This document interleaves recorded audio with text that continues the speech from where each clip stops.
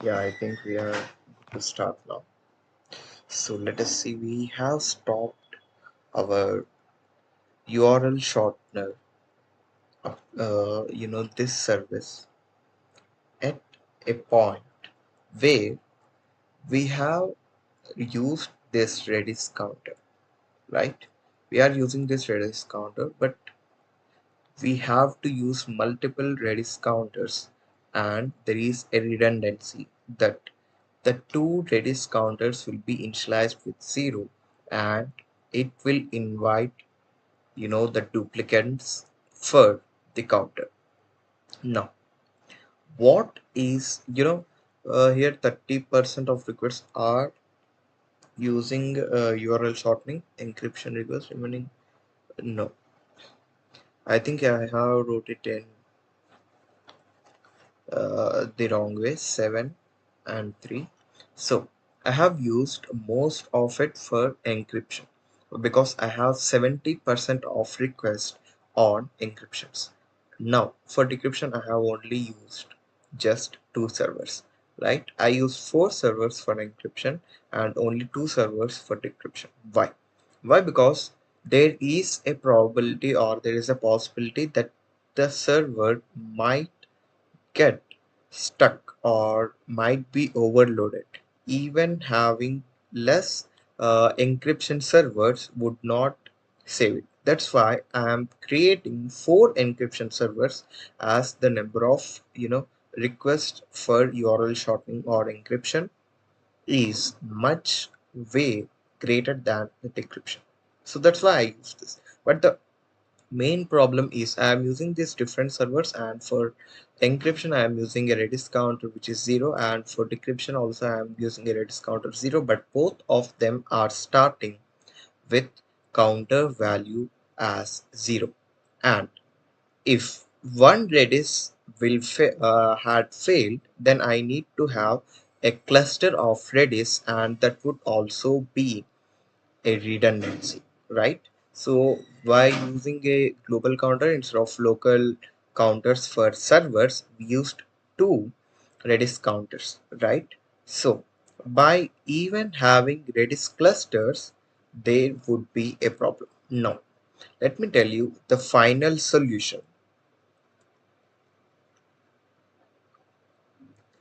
The optimal, we cannot call this as optimal as we call in data structures and algorithms. We can call it as scalable, and also with less latency, and also which is reliable. All this is the following solution. Let me tell you uh, how I would get this solution. So for this, for a solution, what I will do, I'll take the same thing again. So I will change something here. I need a counter, right? So have this all. I'm just removing them. Now I will use, with a help of distributed system coordinator called as Zookeeper.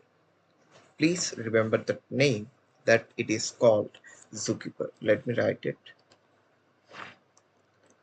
Zookeeper. Now we can get the last and scalable reliable solution with this Zookeeper, right? Okay,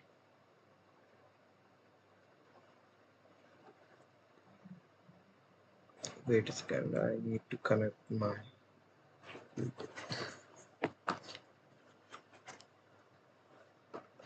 Okay, by using this Zookeeper, we can create or develop a solution for this, a system design solution for URL shortener.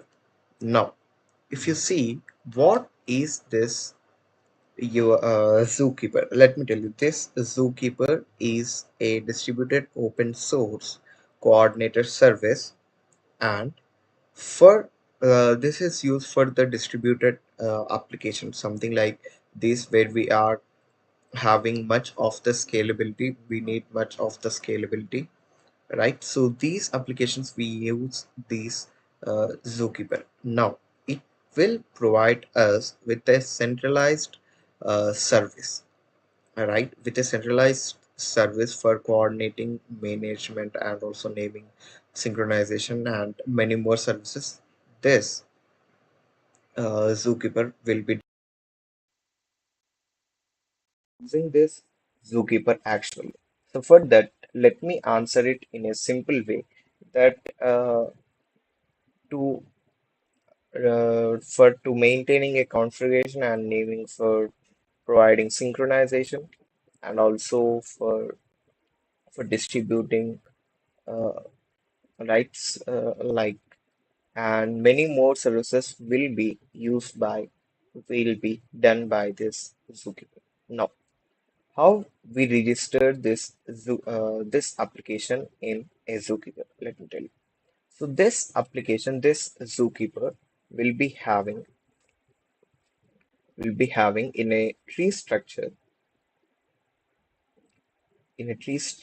like this, where so the way Zookeeper will be having is this tree structure, and we will be having some servers or applications here. Now we'll just connect these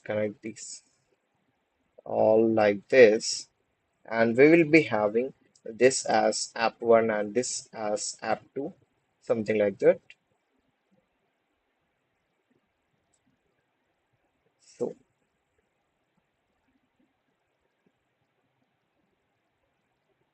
then we will have something like this, all the services for an application will be there.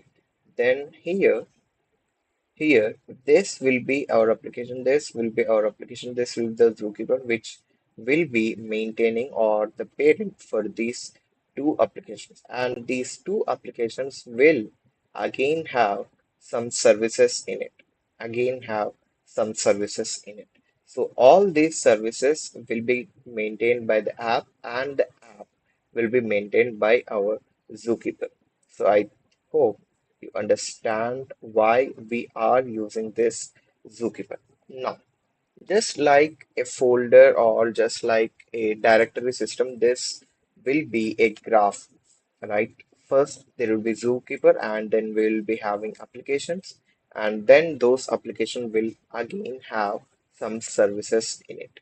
Now, there will be two nodes in this Zookeeper. One is called as persistent node, and the other is called ephe what is say that ephemeral node, right? So let me tell you, one is called persistent node and ephemeral node. Way. The first thing, the persistent node can never be deleted, and the ephemeral node can be deleted. That's what the difference between this persistent node and ephemeral node are. Now, the first thing, why we are having something like ephemeral node. So, let me tell you, if your application is not running, that needs to be deleted. So for that, the ephemeral node, right? So the zookeeper sends a hard bit to the node. If it shakes, then it is still in active. If not, it is dead, and it will be deleted by zookeeper. And this all will be coming under the Kafka, right? So deleted by the zookeeper. Now, there is another thing. Why are we even using this zookeeper? There is something like there is something like which I have to tell you here. So this Zookeeper will give you, so when you register your application in Zookeeper, it will give you a, what do you call that? Will give you a worker ID. Now I'll tell you what is this worker ID. Now imagine here, once again, imagine after registering your application in Zookeeper, it will give you some worker IDs. So the first one is having 111 and the worker ID for the second server is something like 122 and the third one is having 122, not 2, 1, 2 and then 4, something like that. So every server will be having some worker ID. Now, how can we use this to create a reliable system, right? So our goal is to create a unique ID every time, right? So uh, so for that we'll use a Snowflake ID. I'll tell you what is this Snowflake ID. For that, we will be having a 64-bit 64-bit thing, right? So let me write that when you register when you register your application in Zookeeper, it will give every server a unique worker ID. Now we will use first we are gonna use Snowflake ID.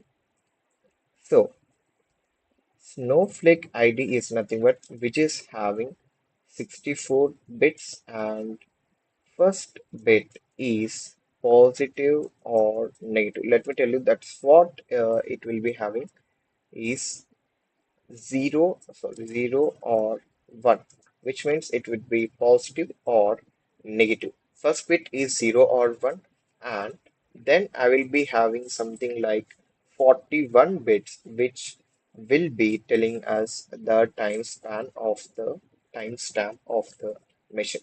Now, 41 bits will be timestamp of the machine, right? So I have this 41 bits as the timestamp. So then I will be having 10 bits and then 12 bits again. Now, 40, yes, the total will be about 64 bits of this Snowflake ID. Now I have 10 bits and then 12 bits. Now, this 10 bits is the worker ID given by the zookeeper to the server, and the 12 bits is any random number. Let me tell you this 12 whatever bits 10 bits, right? 10 bits will be the worker ID, and then the 12 bits will be any random number. Will be worker ID given by it is given by zookeeper, and then 12 bits will be any random number. Let me tell you one thing. This 12 bits is nothing but This 12 bits is nothing but the counter we will be having. That's it. This 12 bits, we will fill the 12 bits in by using a counter. Let me tell you with this thing. So, first, Snowflake ID, right? So, first bit will be a positive, will be used to say whether it is a positive or not. Then we will be having 42 bits like that, 42 bits like that. Then I'll be having 10 bits, 10 bits, and then I will have 12 bits, right? 12 bits actually. Now this 10 bits and all this bits, let me tell you, in that here I am having 41 bits, here I will have 10 bits, here I will have 12 bits, here I will have 1 or 0, that's it, 1 or 0. Now 1 or 0 is to determine whether it is positive or negative, and this 41 bits, the timestamp of the machine will be timestamp of the machine. This I am talking about the snowflake ID, right? Then I am having 10 bits, which is nothing but the worker ID given by the zookeeper. Now I have 12 bits again. This is random ID, random number, which we use for which we use as counter. That's it. So this is the whole ID I am using for creating encryption and decryption in the URL shortener. After this URL shortener, we'll be going to the WhatsApp chat application or even a messenger application, right? So it will be a chat application, no matter whether it's WhatsApp or messenger. The functionalities will be the same. So you will be having that's how you will be having snowflake snowflake ID, right? I think we are clear till now. Till here we are clear, I think so. Now we are having this persistent node and all in Zookeeper. Let me put this here. Zookeeper. Now I am having this three different things, right? So what we will do, we will make another system. I'll tell you how we will be doing that. Uh, First, we will be having this zookeeper, which will give worker IDs, right? So we'll be having this zookeeper, which will give worker IDs, right? So which will give which will give all these to the worker IDs. Now this will also have a counter, right? This will also have a counter. Here we'll be having a counter instead of in Redis, right? So here in the zookeeper itself, we will be having a counter. As I said, the last 12 bit, we will be using that for a counter as a counter. The 10 bits is already the zookeeper. Is there anything which I am missing? Yes, the database, right? So we'll just copy this database and paste it over here. Now you might ask me, what if the zookeeper fails? That would be obvious, right? So we are saying that what if zookeeper fails? Let me tell you, it will not fail. I'll tell you why. It will not fail. Mostly, it will not fail. Now I'll tell you why. Because Because the zookeeper we are using the zookeeper just to get the worker ID. Worker ID. We are not using it. We are not using we are not using it for every request. So, so there is no or less, not no, we cannot say no load, we can say less or negligible load on Zookeeper. Now let us see. Let us see whether our system works or not. So this is the exact solution which we need. So Zookeeper we are having when we register our application in the Zookeeper, Zookeeper will give you the worker IDs.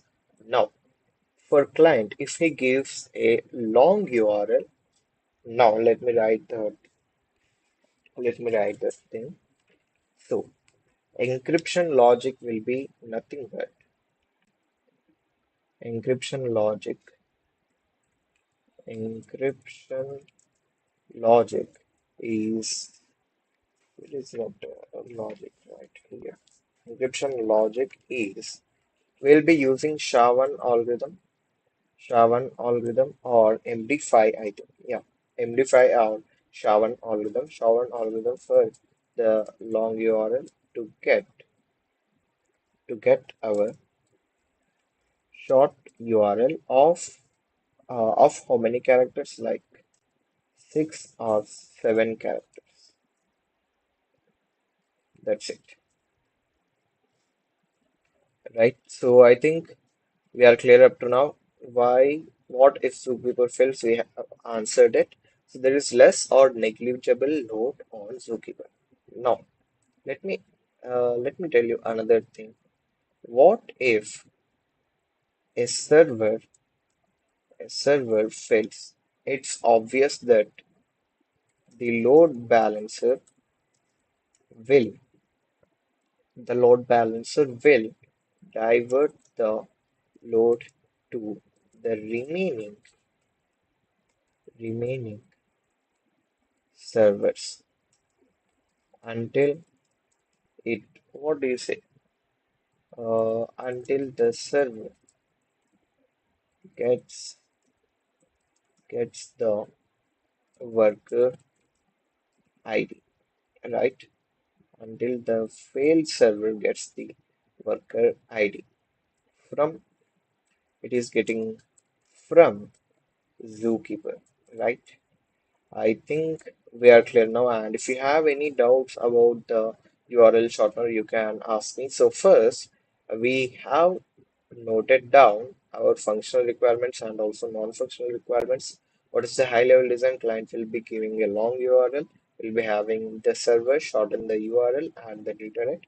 But every time we will save our long URL and also the short URL, right? So the low level design will be client will be giving the long URL and server shorten the URL will be having a counter. But having only one server would make the system redundant for 10 billion daily active users. Now, we just moved from client. We have made a load balancer with 3 servers, but the problem here is 3 servers are having 3 different counters, and 3 different counters are having the same value initialized to 0, right? So then another user request. So first, when a user request, it will go to first server and give 0. The other user request, it will go to the second server and give 0 as response. And then the third, all counters are having the same initial number to 0. That's what it will give as redundancy. Now, if you see why I'm saying that this is redundant and we cannot have only one server. Well, because when the excuse me.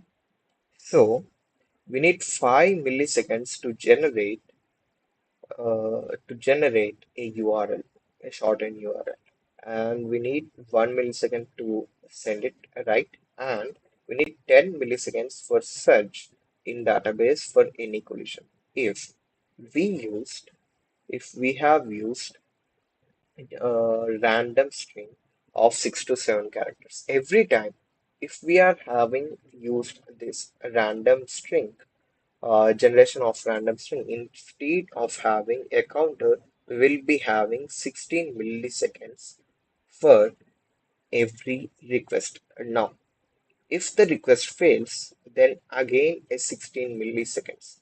So that's why it is not redundant, not reliable. We cannot rely on that service or that system, and it will definitely have much latency than less latency. Now we have went from three different counters for three different servers to only one, what do you say, this global counter. We use global counter instead of local counters for servers, and we use Redis for that.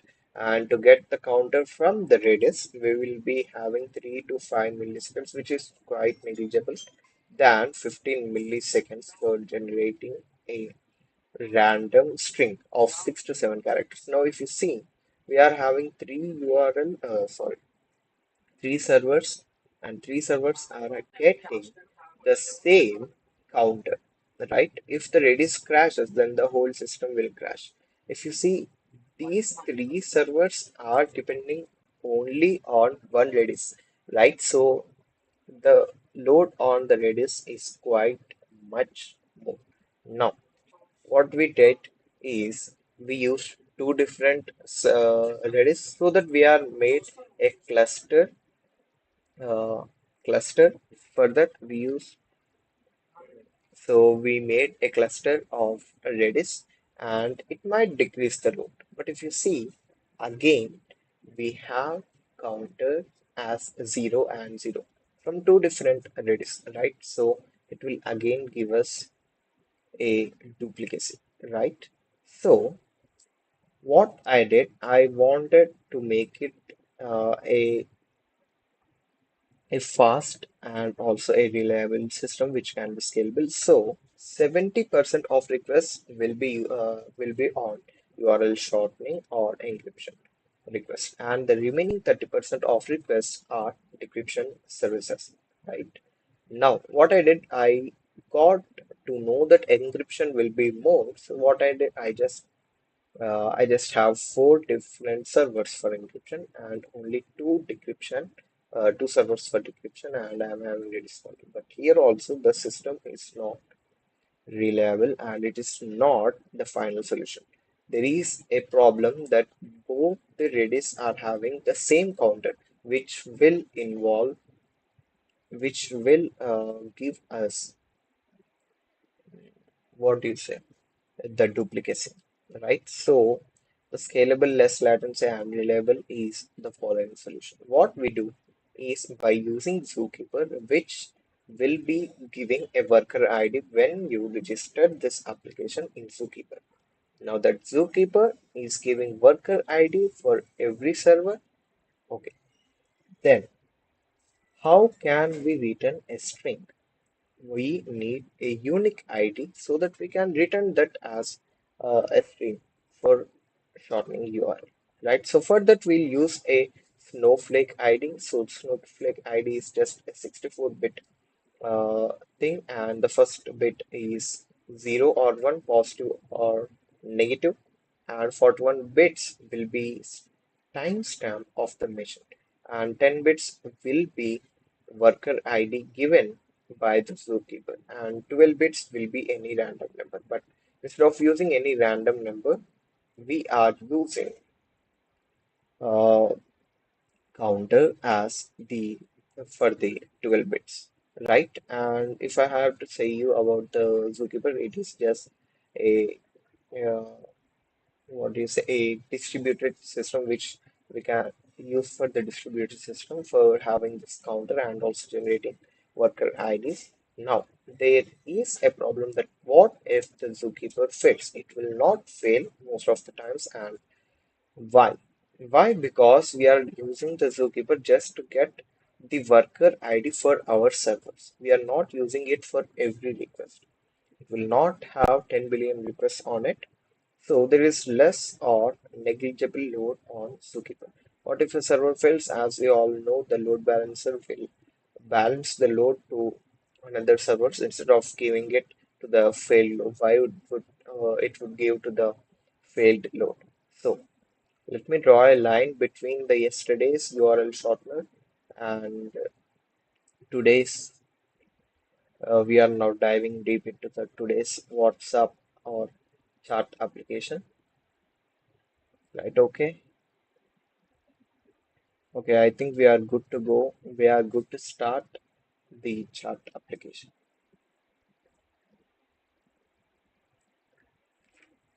Chart application. Okay.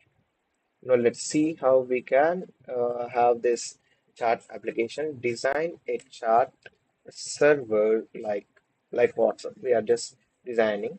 So user should be able to send and receive messages from friends and groups in real time, right?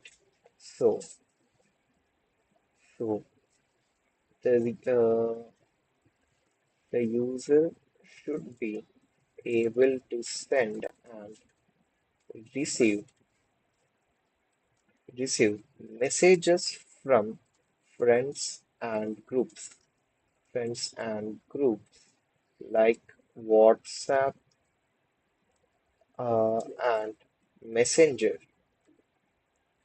in real time. Let me tell you, this is not what we have to solve, what we need to design after your shortcut, but I'm doing this because we can go in a way so that we are ready for any system design question, right? Now, we will see what are the functional requirements for this. So, let me tell you what are these functional requirements. Let me write all the functional requirements here. Functional requirements of this chart application. So, the first one, let me write the first one is users should be able to register or log in. Users should be able to register or log in. Then one-to-one messaging, and then support text or media messages.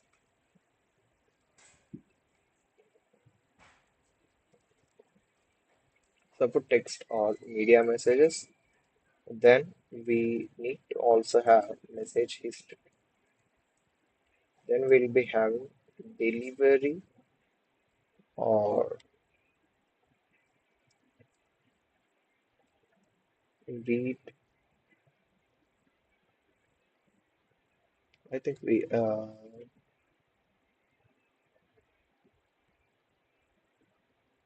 don't need this thing actually. So I think we are good to go with the non-functional requirements. And whenever the interviewer gives you anything, start with what is the core thing about the application. Nothing but the user should do this or that in just a one line or two lines. And what are the functional requirements?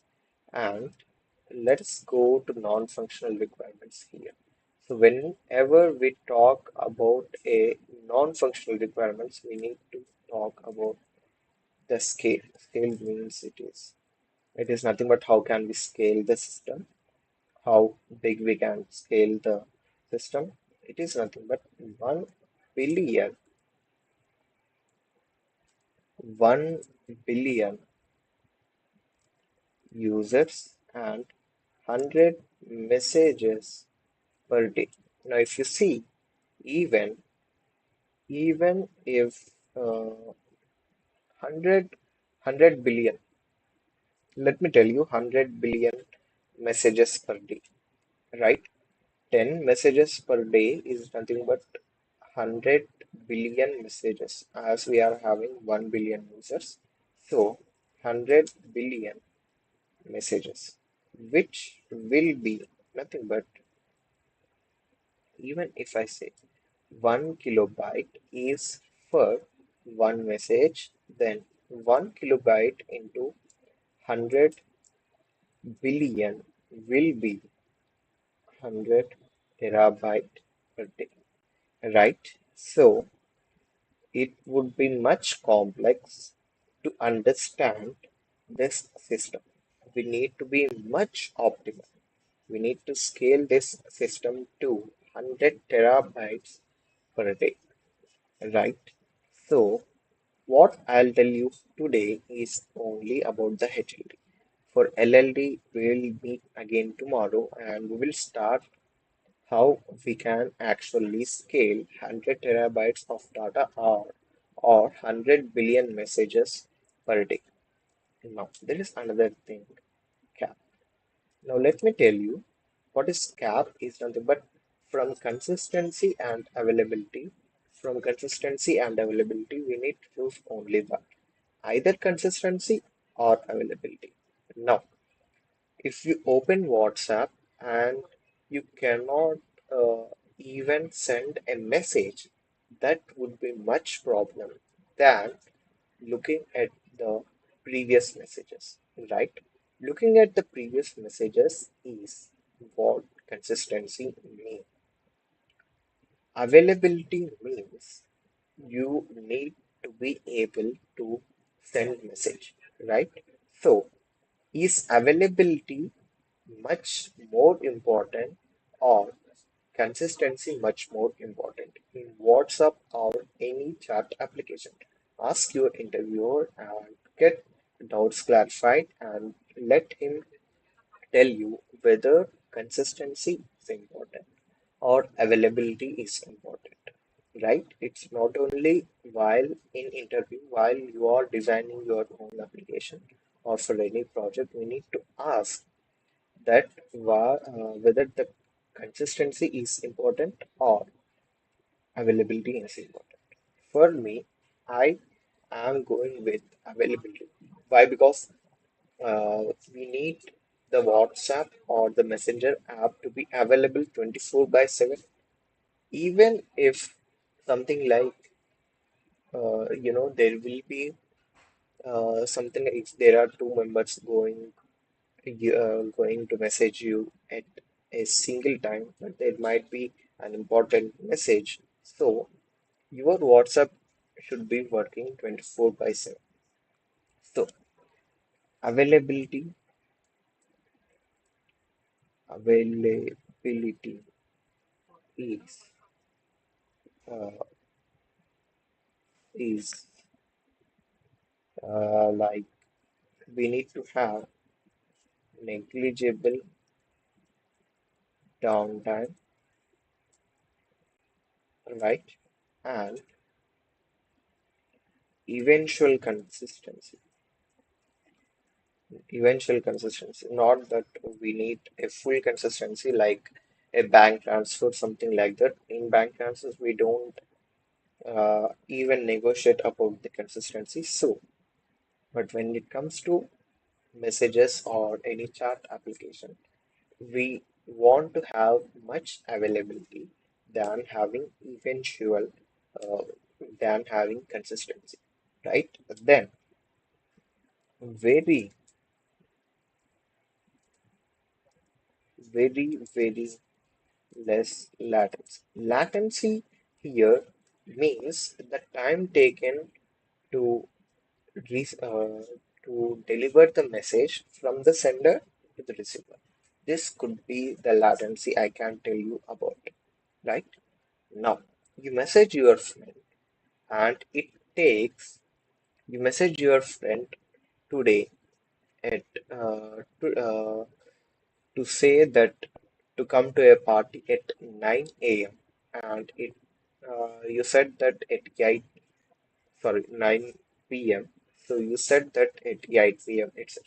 But your WhatsApp application didn't send that message and to you went to the party, but he didn't come because he didn't receive that message till 9 p.m. even after 1 hour. Now imagine, just imagine another situation that you have messaged your friend at 8 p.m. that there is a party at 9 p.m. Now, at last moment, at 8:55, or he can reach the party in 5 minutes. Now, at 8:55, you message him, the party is cancelled. Someone has dropped, so we are canceling the party. But this message didn't went to him even after 5 to 10 minutes. Now, at 8:55 itself, he started from there and he reached the party itself. So that's why the latency should be very, very less. The time taken to receive the message from the sender to the receiver should be much, much less. That's why we need to have less latency, right? So there will be much problems if user use your application which is having much more latency, right? So it should have very less latency. Now, so event which is lesser than 300 ms, not even minutes. It should be 300 milliseconds, right? As I said, it would be from sender to receiver, message from sender to receiver. Now, highly reliable without any loss of messages or media. Now, let me tell you why it is important. So, you sent your friend a photo of something like a shirt when you are uh, when you are shopping, right? So, you sent your friend a photo or a picture, and as it is in a process of sending to your friend, the receiver, as it is in still process, what you did is just deleted that picture in your gallery and came out of the shopping mall or that whatever it might be, uh, whatever the store might be, you came out of that. Now you deleted that picture, you don't have that picture, but you trusted your chat application that this application will send that picture to the receiver or your friend. But what your application or the WhatsApp application did, it is not reliable, right?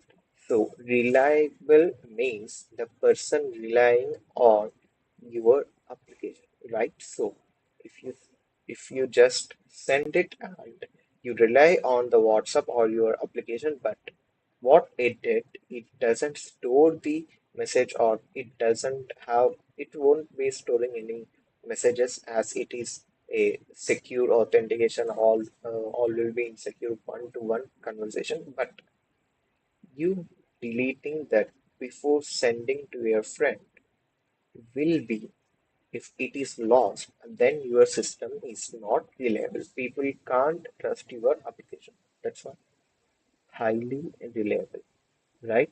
People can trust your application that even if there is an internet connection lost or there might be a network issue, if the message is in progress, the WhatsApp we can rely on that WhatsApp or that chat application, right? So that's why the functional requirements and the non-functional requirements are much important when you are giving an interview and also having any building any system like this. Now, let us see the second thing, much important thing, identifying the entities. Wait a second.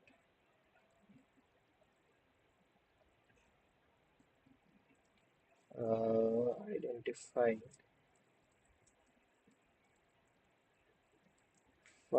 the entities. Entities. Okay. So we need to identify the entities first. What is the first entity? Let me tell you. The first entity will be the user, of course. Excuse me. Right? User and the group, and then the message or the chat. These are the three entities. As I am saying, group as another entity, and message or chat is something like you and the sender and the receiver is having something in between as an entity, the message or the whole chat. Now, okay, then we will be having the API design. Here comes the first thing is to post, which will be nothing but the version 1, and the user will be registering to the WhatsApp, which is nothing but the user needs to register or then he needs to log into the system, right? So in the post body, it will be having the user name, it will be having the username, and it will be having email or phone, right? So email will be used for someone using a Telegram or someone using a messenger, Facebook Messenger, something like that. So we are using phone for any WhatsApp application, something like that. No, let's not number all these API designs, right? So have this API design. The second thing, uploading, sorry, updating all the user metadata or deleting user metadata, and then in one-to-one, as I mentioned here, one-to-one messaging, it need to be done. One-to-one messaging from the receiver, from the sender to the receiver. So one-to-one messaging, we will be having a WebSocket, right? So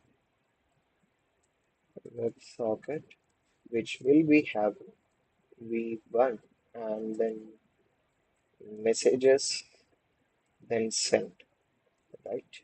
And then get. We need to get. I'm just looking at my notes, don't taking it off. V1 chat and user ID, right? Here, here we go to list of chat and pagination. I'll tell you what is this pagination means, which is nothing but lazy load. So instead of giving the HTML code to the user, we will do, we will give in lazy load, like the way the chat appears as you scroll down, right? So this is called as pagination, right? Okay. Then we are having this pagination, and then we are having again the get for v1 message user ID and receiver ID. Okay, we are having this API design with us, and the post is about user registering, and then we'll be having one-to-one WebSocket to have one-to-one conversation with the user, like the sender and also the receiver. So we are having the user ID is chat and pagination, which he needs to look when the sorry when the user needs to look at the chat history. Will he will use this the user use this pagination now, right? I think we are good to go to the high level design. That's the first thing we'll be explaining here, and we are out of time, but let us see. Now, they, there we have something like a group messaging, which we haven't, which I haven't forgotten. So, in the group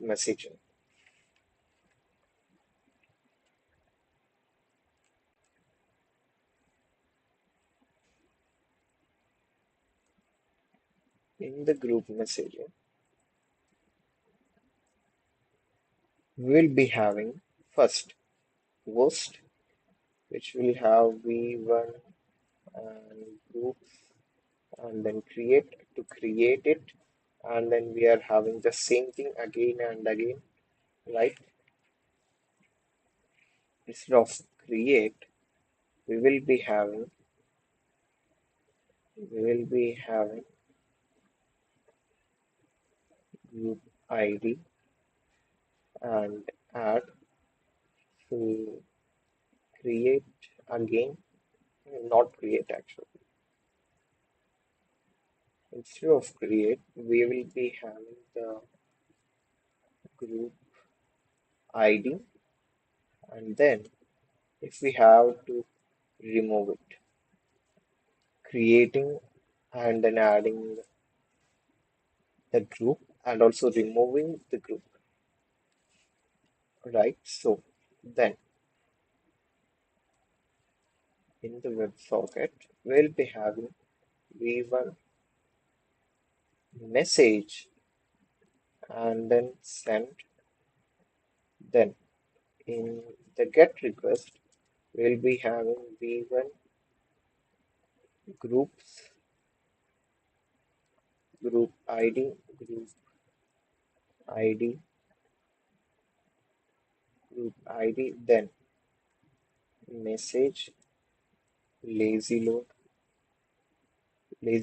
the same thing in the normal messaging, right? So as I said, the lazy load, what will be the lazy load? Now, let us look at the high level design of the chart application.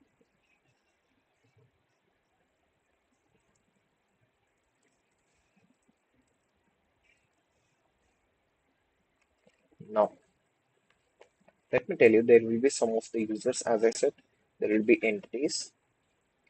So, I have some of the users,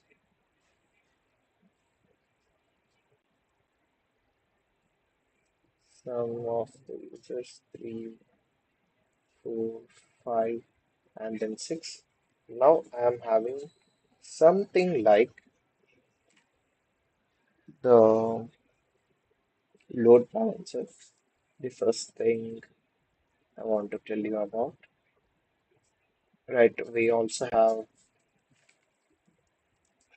balancer plus API gateway.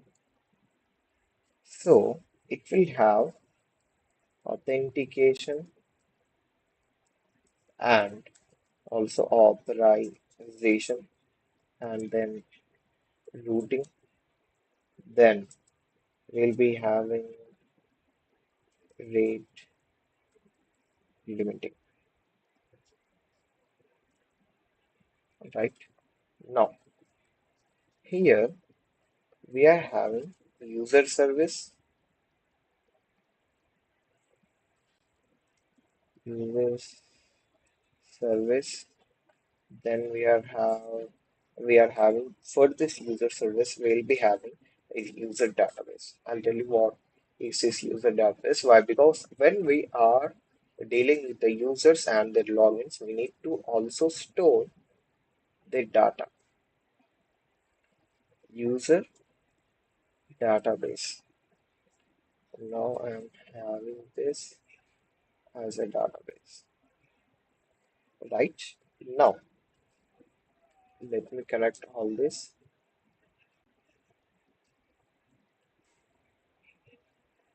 Let me connect all this.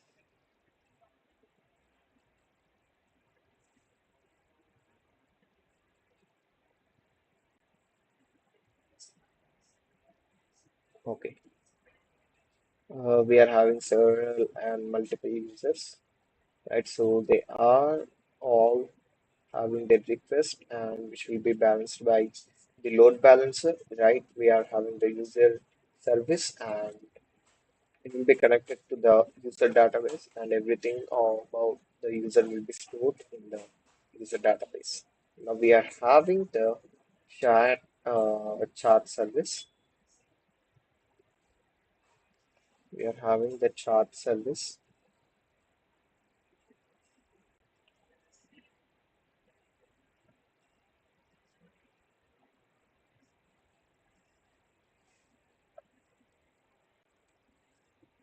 we are having the chat service, and in this chat service, we are having the chat database across the another storage. I'll tell you. Whenever I tell you what it is,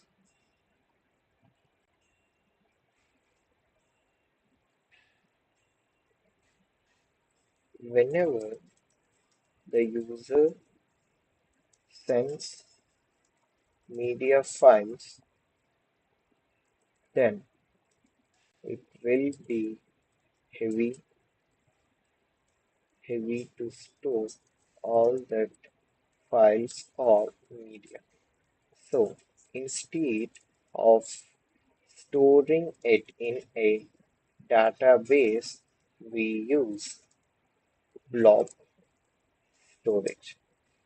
So I'll explain you what is this exactly, the blob storage, in the next session that will be tomorrow. I want you to attend to that live session at exactly at 9 p.m. Right, so we are having chart database, and as I said, we are also having blob storage. Right, we'll be connecting the chat service to the chart database, which will store like the user IDs like sender ID and also the receiver ID, right? Something like that, and also it will store all the messages, and blob storage will store the media files. Now there is also another service which I included is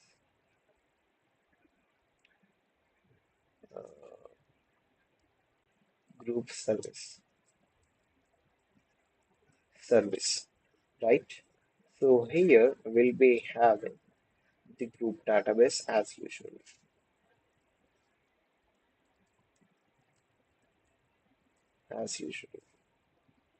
right? I think we are okay till now, and if you have any doubts, and we'll be starting off with the low level design in the chart application tomorrow. And if you have any doubts, please let me know. There is only 1 minute left to end this session, and it's a nice session. And I also learned many things like the Kafka.